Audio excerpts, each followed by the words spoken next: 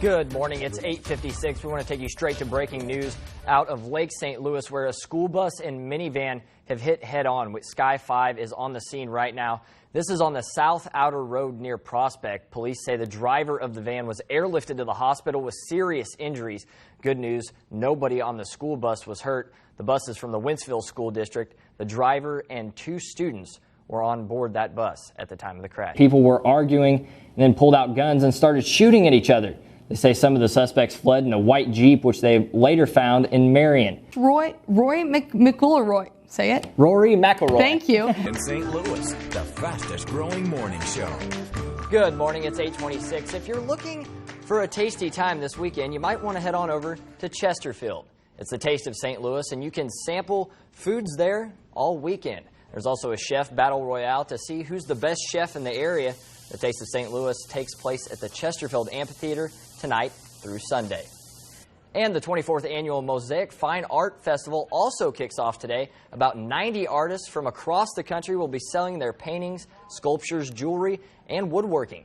The 3-day festival takes place along the historic Main Street in St. Charles. And best part, it's free to attend. That kicks off tonight at 4 o'clock. If we take a look at the Wild Country parking lot, we'll see thousands of square feet of absolutely nothing. But that wasn't always the case.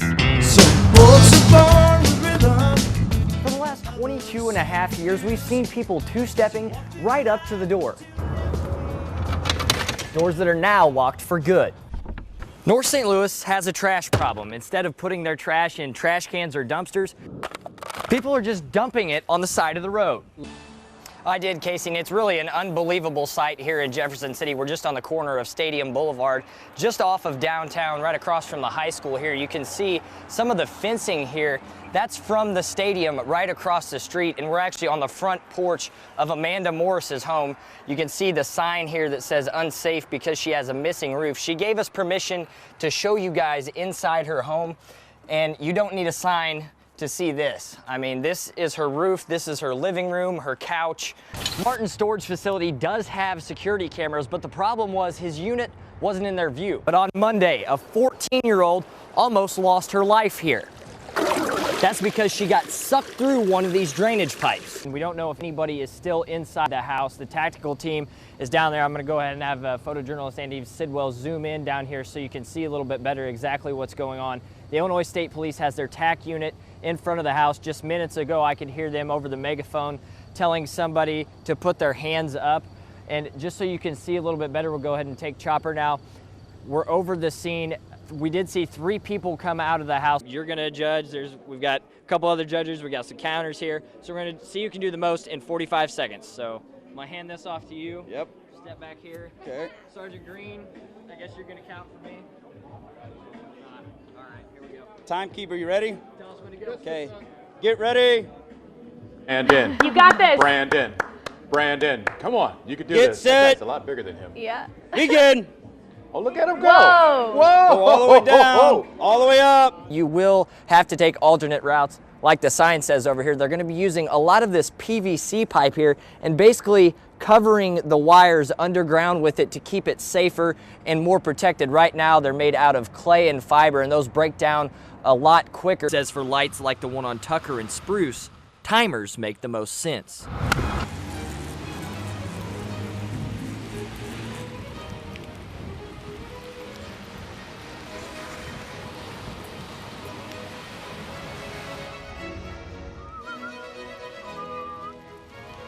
I even had enough time to interview this woman waiting at a red light. I mean, that's pretty awesome. If you didn't hear him, fitting the back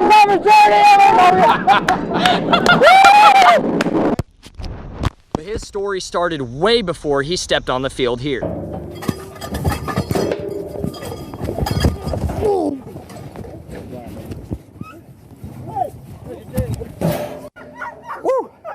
Well, if you want to see the pros do it, come out to the DuQuoin State Fair Saturday and Sunday at 7 p.m. For now, live in Franklin County and hurting a little bit, Brandon Merano, News 3. Our Brandon Merano has that story. For Ben Angeli, painting has been his life's passion, but little did he know that same passion would drive him to care about a cause he hadn't thought about until recently. It's a labor of love, I'm not sure what draws it to me. I ask myself that a lot, actually. No matter the color of the canvas. Tough. Maybe I had been not oblivious to it before, but something about that video, it just was hard to watch, man. He's talking about the video of a police officer kneeling on the neck of George Floyd. I couldn't ignore what that made me feel like.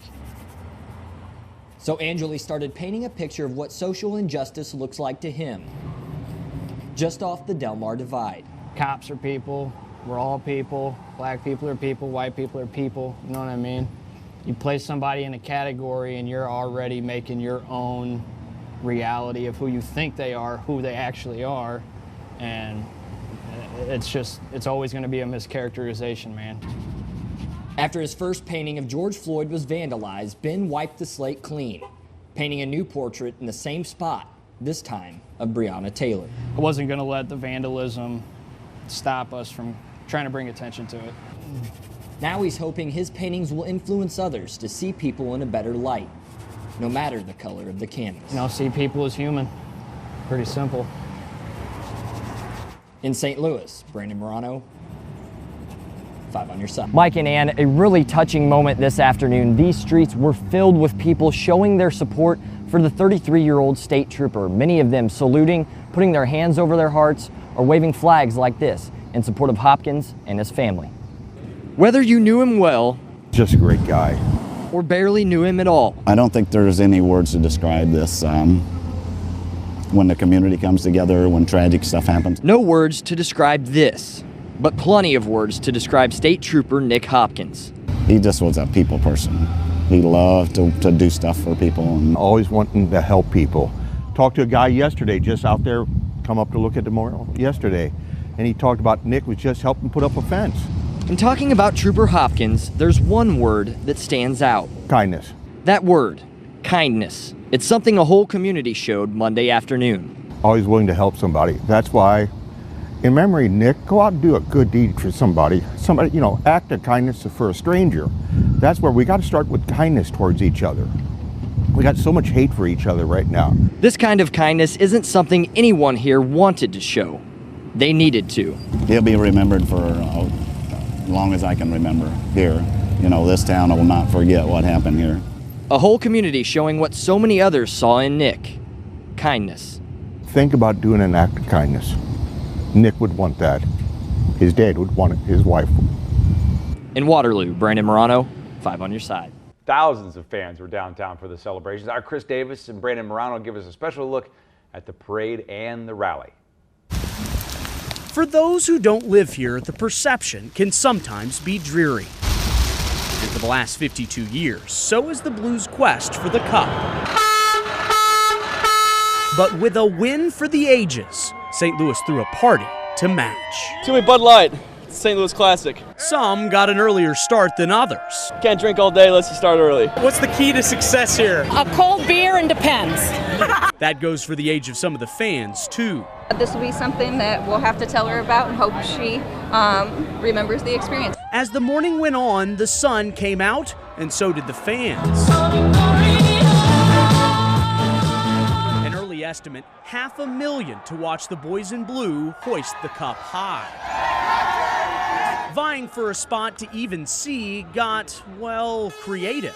I'm 60 years old. This is not in my bucket list to sit up here, but this is in my bucket list right here. A mountaintop feeling that may not go away anytime soon. I am going to be here till the next Stanley Cup.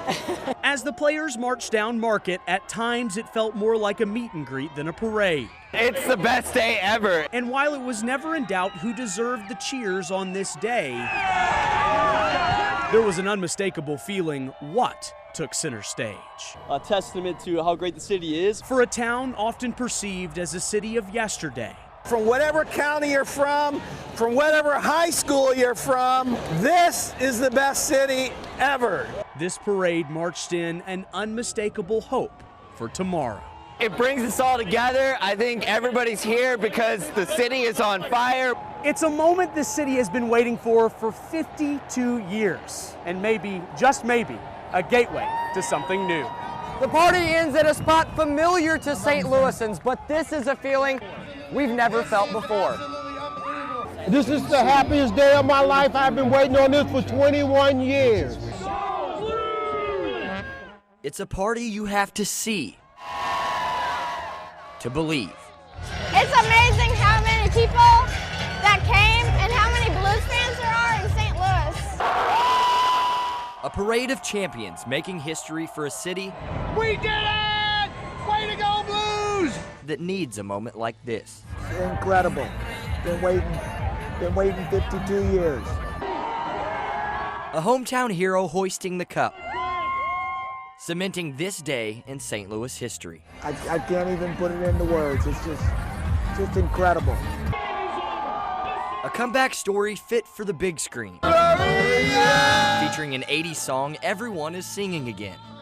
And a chinchilla for good luck. A lot of twists and turns. Sometimes it got scary.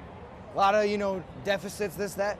But at the end of the day, the prophecy is complete. He was in the cup and all was right in the world. And look at this parade, man. He's a magic rat. 500,000 people at a party that's put St. Louis back on the map. We turned it around in January. We showed the city what we're about, and we are here now. In downtown St. Louis, Brandon Merano. And I'm Chris Davis. 5 on your side.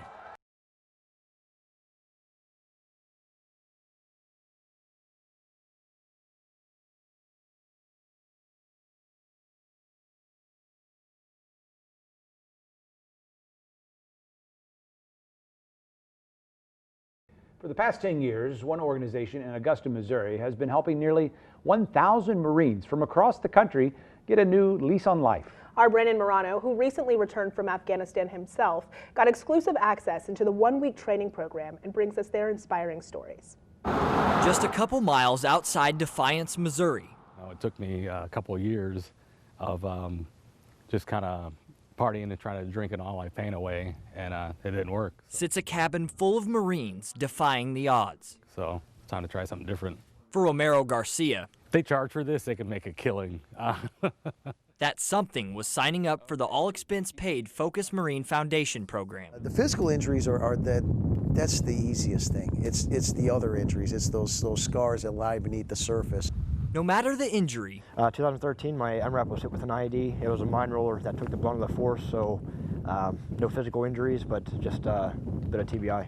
One question. Yes. The Focus program provides Marines the tools they need to succeed in civilian life. From the guidance I've got, I'd like to start my own company. I have a few different ideas, different niches within my industry, and hopefully be a business owner. More than 100 volunteers run the one-week camp, cooking these Marines free meals. I'm the same thing as him. What is that? And giving them back the bond many of them lost after leaving the military. If you had one word to describe the men and women in there, what would it be? Courageous. An act of courage benefiting some of the bravest men and women to walk among us. I think I can just sum it up in one word: gift. This whole experience has just been a gift. A gift thousands of Marines can hopefully receive for years to come. Where do you think you go from here? Forward. And continue to defy the odds. In Augusta, Missouri, Brandon Merano, 5 on your side. If you'd like to donate or volunteer with the Focus Marine Foundation, you can click on Brandon's story in the As Seen on TV section of our website, ksdk.com.